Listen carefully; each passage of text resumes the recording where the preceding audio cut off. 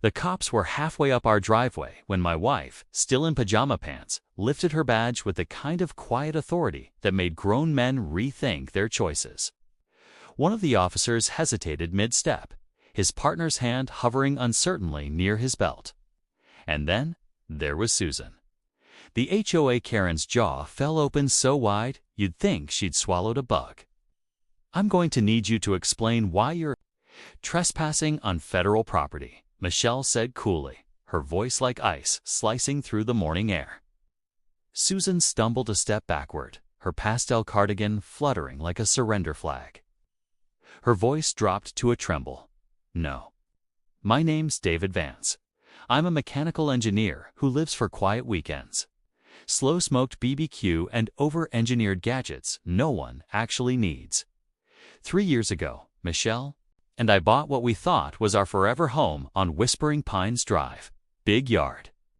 No HOA, close enough to civilization for groceries, but far enough from neighbor drama. It was perfect. Or at least, that's what we believed when we signed the papers."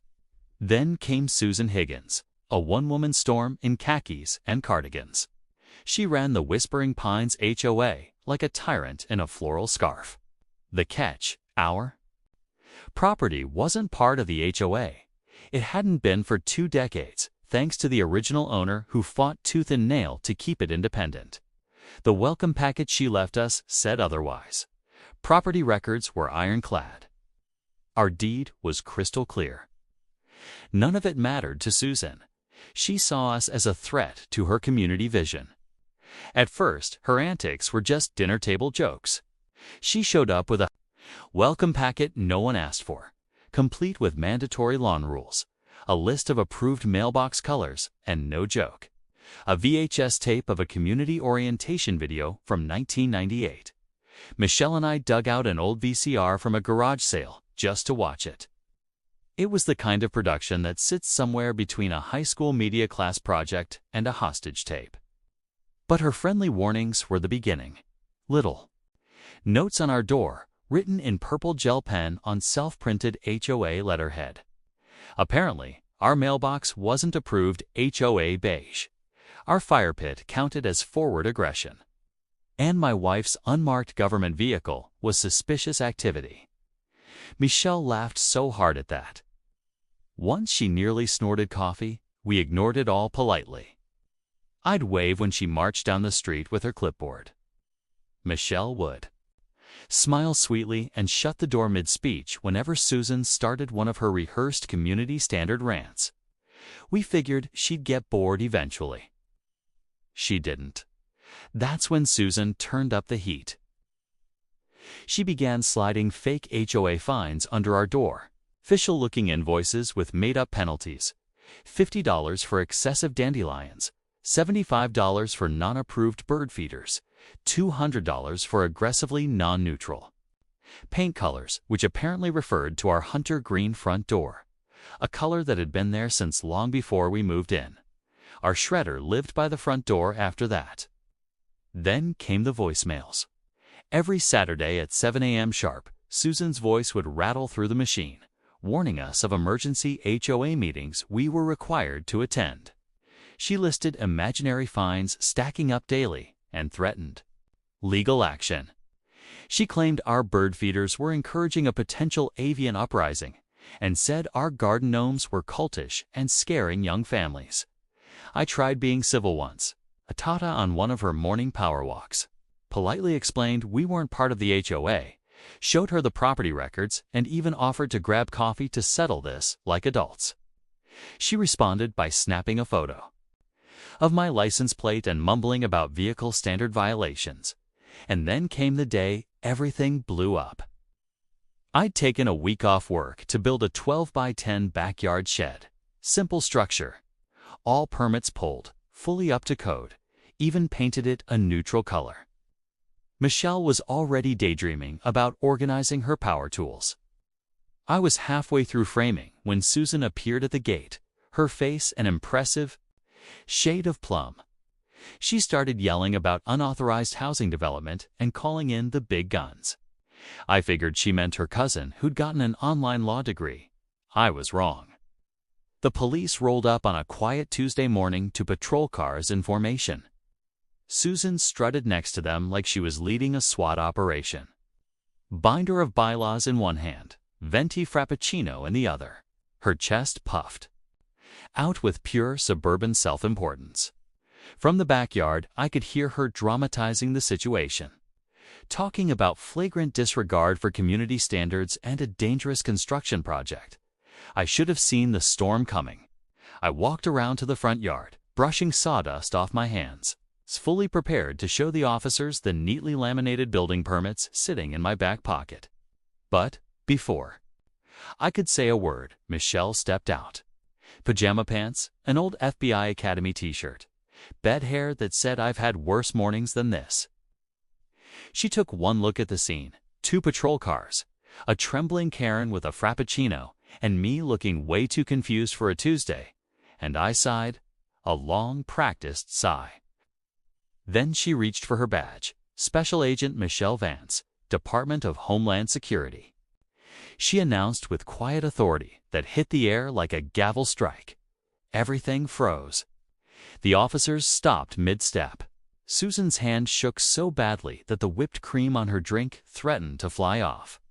Even the neighbors who'd been pretending to water their plants while enjoying the show suddenly found urgent reasons to be indoors.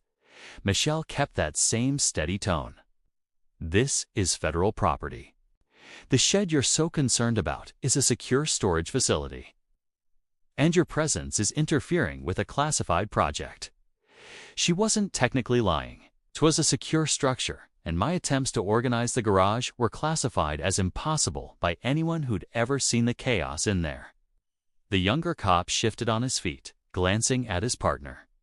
"We might need to double-check some jurisdictional stuff," he mumbled. The senior officer nodded, already backing away toward the patrol car. "We're going to go make some calls," he said, which in cop language clearly meant we want no part of this. Susan was rooted to the spot, her mouth opening and closing like a malfunctioning goldfish. She tried to stammer something about sovereign neighborhood rights, which isn't even remotely real. But Michelle was already a step ahead. She reached into the folder she'd brought out from inside, pulled out a crisp legal document, and handed it to Susan with a smile so polite it was terrifying. "This," Michelle explained patiently, "is a cease and desist letter from our legal department. Impersonating a regulatory authority and harassing federal employees on their property comes with interesting liability issues. I'd recommend you read it carefully." The letter was 100% real. Drafted by Michelle's agency's legal team after she casually mentioned our ongoing HOA nightmare during a lunch break. Her colleagues thought it was hilarious and jumped at the chance to help. Turns out government lawyers love putting overreaching HOA presidents in their place. Susan's face cycled through colors like a broken traffic light, starting at red, passing through purple, and finally settling on a pale, clammy gray. Her hands shook as she scanned the legal language. Federal statute violation, potential criminal charges, words spread through the neighborhood faster than a California wildfire. By that evening, Susan's phone was blowing up. The HOA board called an emergency meeting, which we knew because of the parade of cars headed to her house. Every driver wore the same "oh no" expression. Our neighbor Arthur, HOA treasurer and certified Susan hater, filled us in later. The meeting was brutal. The board's actual lawyer, a real one this time, not Susan's cousin, explained in excruciating detail how her actions exposed the HOA to serious legal and financial risks. False reports, harassment, impersonating government officials, all lawsuit landmines. The vote was unanimous. Susan was suspended from her position, though, as Arthur put it, the word temporary is doing some heavy lifting here. She was required to write formal apologies to us, the police department, and every single homeowner she'd falsely fined. The HOA's insurance company was especially focused on that last part. But Michelle wasn't done. At the next community event, a summer barbecue at the park, she delivered a presentation titled "Know Your Boundaries. HOA versus Federal Sovereignty. She made it mandatory for board members, but everyone was invited. She even handed out many pocket constitutions and bookmarks with key property law statutes. Susan, seated in the back near the potato salad, looked like she wanted to disappear.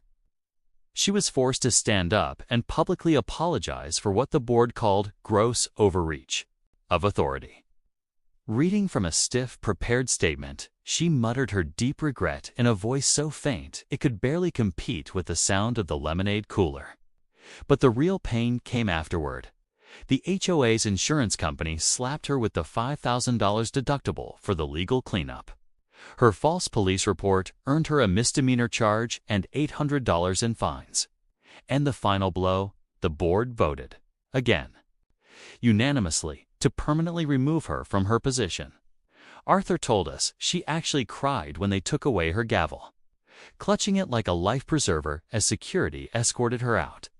For the first time since we'd moved in, Whispering Pines Drive was quiet, and it was glorious.